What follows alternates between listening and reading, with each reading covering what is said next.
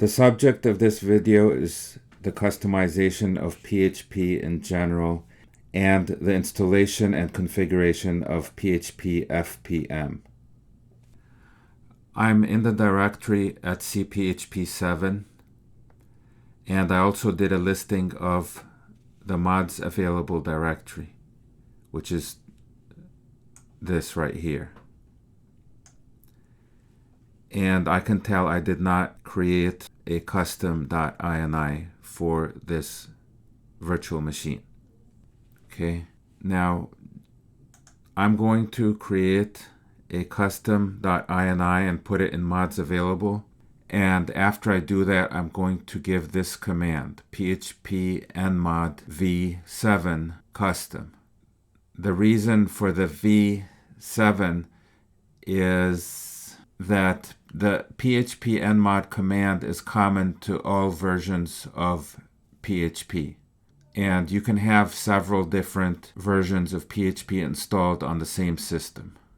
So by specifying version 7, you are limiting the effect of this command to only version 7 of PHP. Okay, so sudo edit mods, and then I hit tab for tab completion, and then I type custom.ini, and I enter my password. I'm actually gonna turn off the recording and get a copy of this in my clipboard and then come back. I went ahead and did that, and now I'm here in the editor. The only thing I'm not sure about is this line over here. I'm not sure if I have to manually create this file and make Apache its owner. I'm going to make an index card to remind me to go ahead and check whether I have to do that or not. Okay, so now I exit out of here, save the buffer, and clear. Sudo php nmod v7 custom. Enter. And then I'm going to do service apache 2 restart with a sudo. And it looks like that went okay. So at this point, I think we're done with custom.ini, which was the general customization of PHP. Next, we need to install PHP FPM and customize it also. About PHP errors.log, I did some research and I've concluded that we already took care of this in an earlier video where we manually created this file and made it owned by Apache. Okay, I need to run this apt-get install PHP FPM in order to install. By the way, I am showing the configuration directory for PHP 7. After the install, we're going to have an extra directory up here. Okay, sudo apt-get install. Actually, let me do update first. apt-get update.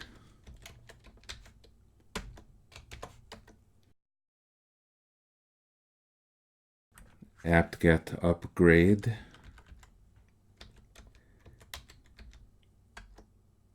Okay, there's nothing to do.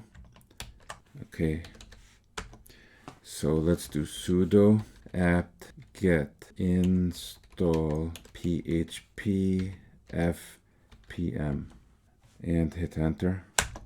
Okay, so it's going to install PHP FPM and PHP 7 FPM. I say yes and enter. It's been installed. At least the package is installed. I may have to do some configuration or something. So now when we do a listing, as I've said before, there's going to be an extra directory here for the FPM. And here it is. And I just ran this command and it's telling me that PHP 7 FPM is running. I didn't have to do a restart of Apache or anything. As a matter of fact, PHP 7 FPM runs as a service all by itself. It's not part of the Apache service. The way that they work together is through fast CGI. And I won't say any more about this because this video is not about how it works. Okay, pay special attention to what I'm about to say. I did it off camera, so you didn't see me do it. This is what I did. I issued another PHP Nmod V7 custom, and the reason it was necessary to do it a second time is because we needed to do it for PHP FPM. The last time we did this command, PHP FPM was not installed, so the custom.ini was not enabled for PHP FPM. It seems that the way that the system works is it automatically enables all the modules which are standard modules, but custom.ini is not a standard module configuration file. So that's why I had to do it, and that's why now I have custom.ini as one of the links in conf.d for PHP 7 FPM. So we've configured the PHP aspect of PHP FPM. However, PHP FPM, as I've mentioned before, runs as a service on the system. That service has its own configuration, and the part of it that we need to modify or create is the one in this directory. It's in the fpm pool.d directory. We need to have a custom configured file called www.conf. Okay, we're in the fpm directory, and we're going to go into the pool.d, cd pool.d.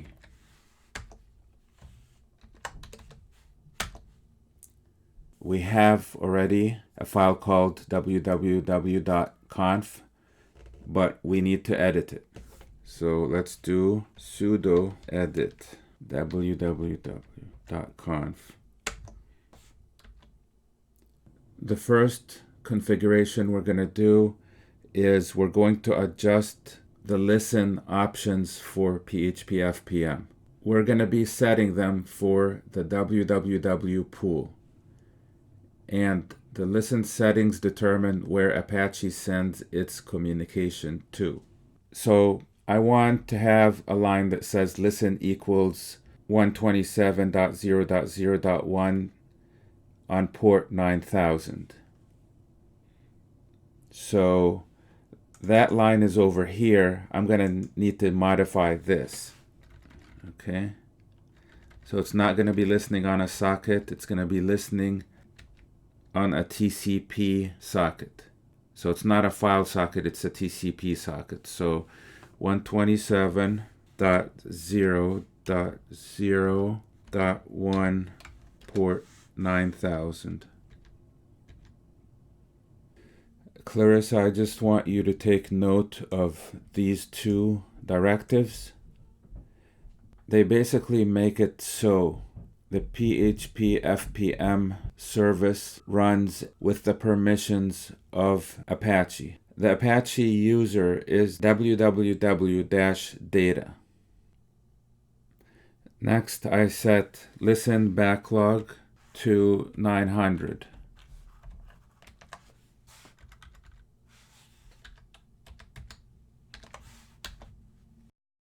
Next, I set listen allowed clients. I set it to this IP address, so basically I just uncommented the line.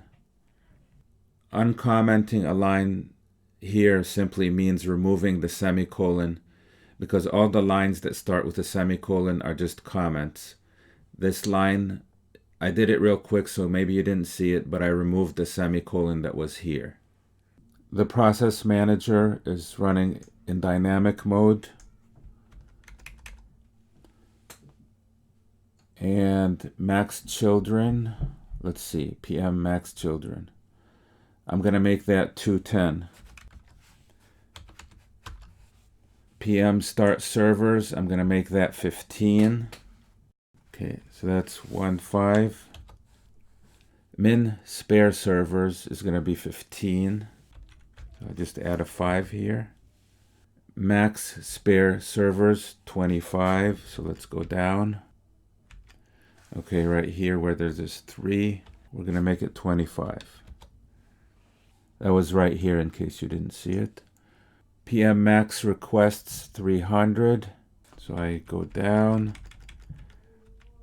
change that 5 to a 3, and then I go to the beginning of the line and delete that semicolon. Okay, then I'm gonna keep going down. I'm trying to find PM status path. This file has lots of comments in it, so sometimes it takes forever to get to where you want to go. Okay, now for the development environment, it's okay to keep this way, I think. So I'm just going to uncomment that line. And I'm going to go real quickly to my old sandbox to see exactly how I have it set up in that one so that I can make sure that we are correct in having the PM status path be equal to /status. I'm going to do this off camera. I did find it to be the way that we have it over here. Okay, now you make sure that this file has been written to disk. Control X. If it wasn't written to disk, it would say you need to save it or something. But see, now it says it's unchanged. Okay. Okay, so, and then I'm gonna exit out of the SSH session, clear the screen, and rather than do a service restart for PHP FPM, I'm just going to restart the machine. In other words, I'm going to send the shutdown signal and then start it up again. And this is, by the way, the end of this video.